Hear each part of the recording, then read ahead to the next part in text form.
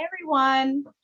This is Michelle Gramolia. I am the president and CEO here at Woodland Pond, and today is my normal Tuesday update on June 15th, 2021. So I think we'll just hop right into it. So first and foremost, I heard some great news this morning on Spectrum, and they did indicate that Ulster County has one of the highest vaccination rates in the entire state.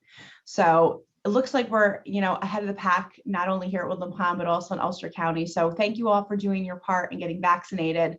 It just is one more way that we can make sure that we are able to be prepared as the summer months come forward and really start to reopen and see our families and do all the fun things. So I just wanted to go through a few things today. This isn't going to be a particularly long update. We do have our management Q&A tomorrow. So on that point, we would really like to see as many residents as would like to come and can fit in the pack. I think right now our limit is about 40. We did have a bunch of open seats at the last session, and we hope we get all 40, and we'll even make a few extra seats if we have extra people. So if you'd like to come to the management Q&A tomorrow, we'd love to have you and bring your questions. I believe tomorrow that is at 1:30 in the pack, and certainly you can double check that on your calendars. If you are not able to attend the management Q&A, but you have some issue or item that you'd like to have us address, if you'd like to send that over to me via email, most of you have my email address at this point, or you can certainly leave a question or comment with the concierge, and either Jason or I will retrieve that and we can help you out with those questions. I will be attending the Residents Council meeting this Thursday. This is our typical, I do attend the Residents Council once a month, and I will be attending this Thursday. The main topic is to discuss any proposed updates to the pet policy and some of the enforcement type items related to the pet policy, in addition to other items that come up. So you can rest assured that we're definitely working on that topic. And that's kind of something that will always be ongoing. All of the policies in our handbook tend to be live type policies, so they can be reviewed, modified, things like that, as long as there's not a code issue or a law that precludes us from making any changes. I want to just talk a little bit about my memo that I issued last week on the 11th. That would have been Friday. And it looks like this, although you would have had a color copy. It has a big 0 in the middle, and then it had a purple 3 months. But this is just to remind everyone kind of where we're at with visitation and so forth. So in the health center, we are offering visits every day. They do still have to be scheduled with the receptionist. That's still in accordance with what the state is asking of us for visitors. And the state really does still want to see us having as many visits as possible be outdoors. So certainly you will be given the opportunity to have your visits outdoors. We are strongly encouraging testing of visitors, both vaccinated and unvaccinated. But in the health center, if you choose not to be tested, that's your choice. In independent living, we rounded a corner last week. And in my memo dated the 11th, we did notify everyone that because the COVID cases here in Ulster County are down substantially, the vaccination rates are up. We have done tons of testing of visitors since March, and we haven't had any positive visitor tests. We feel comfortable at this point in independent living opening the community up to visitors a bit more. So what that means is that your visitors in independent living do not need to make scheduled appointments with the concierge anymore. We do still need all visitors that are going to be indoors to come and check in at concierge when they arrive. And that's for contact tracing purposes. So in the event that we do have any kind of a case or an outbreak, we still do need to be able to track who is in the building, whether or not we test them or make an appointment or whatever. So all of your visitors in independent living should still come through concierge. That goes for the cottages as well. And again, that's for contact tracing purposes so that we can, take their temperatures, do their screening questions, and then send them on their way. But then we've got a record of who is here on a particular day. The memo does say that vaccinated visitors in independent living do not need to be tested anymore. So we've dropped that requirement. We are still asking that unvaccinated visitors do have a test when they arrive if they're going to be indoors. Outdoor visitors, you don't need to check in at concierge, you don't need to screen, and you don't need to test. So lots of progress on those things. Some of you have asked some specifics, and I'll just go over a couple of those right now. So right now, we are not requiring that individuals under age 18 be tested in independent living if they are not vaccinated. So if you have a child that's coming to visit you, that's totally fine now. And we are not going to require that unvaccinated children under age 18 be tested. We just don't really think that that's necessary or appropriate. If one would like to be tested, we certainly can do that. But we're not going to require the children to be tested. Your families are welcome to stay overnight with you, subject to the normal rules in the handbook. There are limits on that, and there are certain notifications that we need to have. So you can check your handbook for that policy. We have also dropped the requirement that if you live in independent living and you go to the hospital, have a visit by EMS, or use any kind of mass transit, including airplane travel, that you need to quarantine. So you no longer need to quarantine if you are vaccinated and you live in independent living and you've done any of those high-risk activities. So that is, that's exciting. And let's see. Independent living family caregivers. So approved caregivers that are family members that are only working with one resident or a couple of residents, meaning a couple that are residents, will no longer need to be tested as long as they're vaccinated. So our approved caregivers had been testing every week, and now they don't need to if they're family caregivers and they're vaccinated. Unvaccinated family caregivers will still have to test weekly, and all paid caregivers will have to test regardless of whether or not they're vaccinated. And that's because the paid caregivers tend to work with more than one client here at Woodland Pond, so we want them to continue to be tested.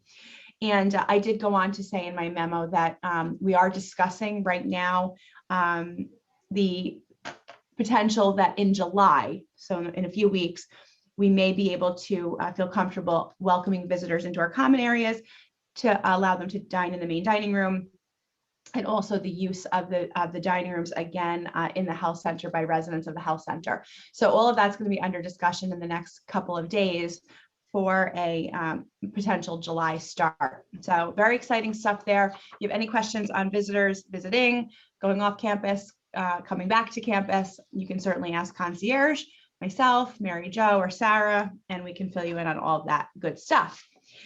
Let's see. Dining related item, two dining related items. First and foremost, I think if you get the menus, the room service menus via email, you've seen that the last several weeks, we've been including a note that we've asked you to send your response to that email to a different email address in dining services. Starting tonight, those menu emails are actually going to come from that dining services email address. So your menus will no longer come via email from concierge. They will come from the dining services email address. They'll come the evening before. In other words, so normally today you would have gotten the menu for tomorrow. Now it's going to start coming on the night before you would have normally gotten it. So for tonight's menu, you'll get that menu for Thursday, but it's going to come from dining services email address. So you can respond right to that email with your order. Makes it a lot easier. And you can just, pop your email over with your order and go along on your way with that.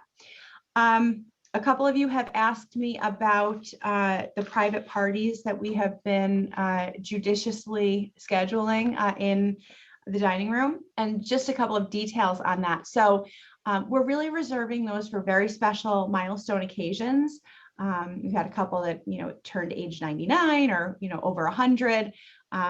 We're not open to visitors at this point in the dining services, and we really still are in the middle of what the government is continuing to call a pandemic. And until that designation changes, we have to really still be careful. So we're really just doing it very judiciously and just for very special occasions. So if you have a milestone birthday or anniversary coming up and you're looking at potentially scheduling something, you can certainly contact Ronnie and she can let you know what we can do. She can let you know kind of what is expected of the guests, how many people can be accommodated and so forth. But some of you have asked that question and we really are trying to reserve those for just the specialist of occasions right now. We'll get there in terms of being able to do things a little bit more wide open. But the next step, as I said, is we're considering opening the dining room up for certain amounts of guests from the public potentially in July. I'm not going to commit to that because I'm not 100% sure yet, but we are considering that for July. Let's see. Just a general reminder, I do this periodically. A couple of years ago, we had worked with the Residents Council to really very carefully and thoughtfully identify the designated handicap parking spots here on campus. And in most cases where we have handicap parking, there's an indicator on the sign as to which type of handicap parking that it is, whether it be 3-hour, 24-hour, and then unlimited. We are seeing a lot of violation of those signs, and it's really causing a lot of angst for some of our residents. So I really have to ask that you respect those signs. And if a sign says it's 3-hour handicap parking, it's your responsibility to make sure that you're kind of sticking to that. Those are there because that's for people to be able to be a little bit more transient and have handicap access when they need it, if they're coming into the building for a shorter period of time. We've got ample handicap parking for long-term, and we really need folks to pay attention to those signs and to be respectful of that, because handicap parking is a significant issue here on campus, and we appreciate all of your help with that. The last thing I just want to mention quickly, and I'm actually planning on doing a longer broadcast on scams again. It's been a few months since I last touched on this topic, but even since then, I think that was maybe 3 or 4 months ago, the number of scams and the proliferation of scams that we have seen has completely exploded even since that time. And I am just so concerned about all of you.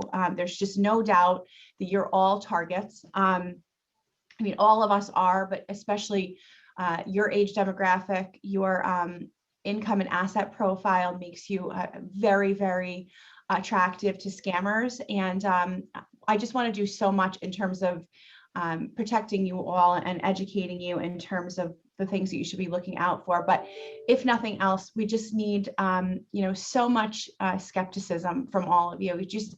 It's a terrible way to be, but we cannot trust the things that come in our mail. We cannot trust the phone calls that we get. We cannot trust the emails that we get. We have to look at everything with a critical eye. And I just want to show you something. I'm hoping it shows up on the screen, but this is a notice that looks like it came from Quest Diagnostics. See that?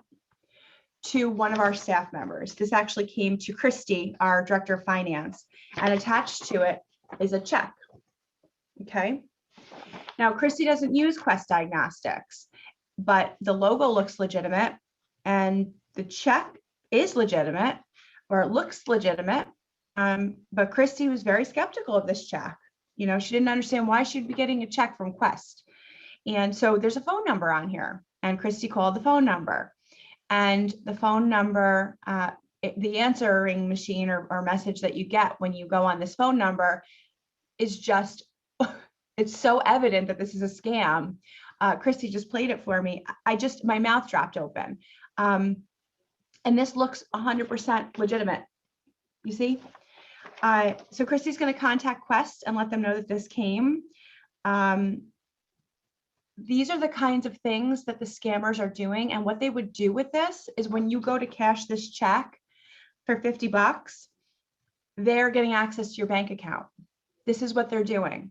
They're using this small amount basically as bait. And then by you cashing this check, it then is giving them some kind of access to your bank account. It's disgusting and it's scary. And all I can say is please look at everything with such skepticism. If you have any questions at all about anything, please contact one of us. We will help you. I'm going to do more education on this. We're going to be doing, I think I want to do something in the pack so I can give you some examples of things in, hard copy examples. I would ask all of you to please send me your experiences. Continue to, if you get something that's a scam type document or you're concerned about it, give me copies of it. The more information I get from all of you about the things that you're experiencing, the more we can educate our residents. But this, I think, is going to become one of the top issues of self-protection and protecting this community. Just as we've hunkered down and protected ourselves from this pandemic for the last year, now the next thing we really are going to have to focus on is protecting the financial health of the residents and protecting from these scams. So I'm very impassioned about this.